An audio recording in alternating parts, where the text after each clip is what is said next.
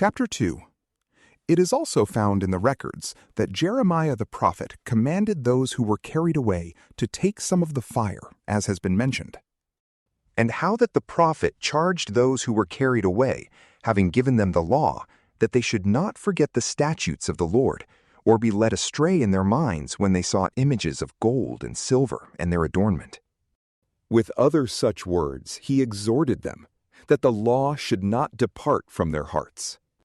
It was in the writing that the prophet, being warned by God, commanded that the tabernacle and the ark should follow with him when he went out to the mountain where Moses had gone up and saw God's inheritance. Jeremiah came and found a cave. He brought the tabernacle, the ark, and the altar of incense into it. Then he sealed the entrance. Some of those who followed with him came there that they might mark the way, and could not find it. But when Jeremiah learned about that, he rebuked them, saying, "The place shall be unknown until God gathers the people together again and shows mercy.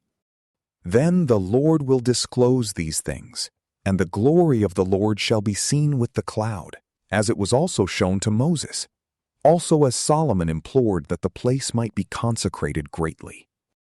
And it was also declared that he, having wisdom, offered a sacrifice of dedication and of the finishing of the temple. As Moses prayed to the Lord, and fire came down out of heaven and consumed the sacrifice, even so Solomon also prayed, and the fire came down and consumed the burnt offerings. Moses said, "Because the sin offering had not been eaten, it was consumed in like manner." Likewise, Solomon kept the 8 days. The same things were reported both in the public archives and in Nehemiah's records, and also how he, founding a library, gathered together the books about the kings and prophets, and the writings of David, and letters of kings about sacred gifts. In like manner, Judas also gathered together for us all those books that had been scattered by reason of the war, and they are still with us.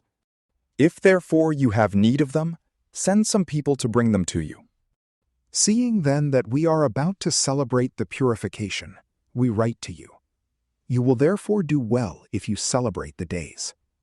Now God, who saved all his people and restored the heritage to all, with the kingdom, the priesthood, and the consecration, even as he promised through the law, in God have we hope that he will soon have mercy upon us and gather us together out of everywhere under heaven into his holy place.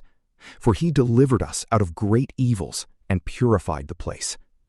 Now the things concerning Judas Maccabeus and his brothers, the purification of the greatest temple, the dedication of the altar, and further, the wars against Antiochus Epiphanes and Eupator his son, and the manifestations that came from heaven to those who fought with one another in brave deeds for the religion of the Jews, so that, being but a few, they seized the whole country, chased the barbarous multitudes, recovered again the temple renowned all the world over, freed the city, and restored the laws which were about to be overthrown, seeing the Lord became gracious to them with all kindness.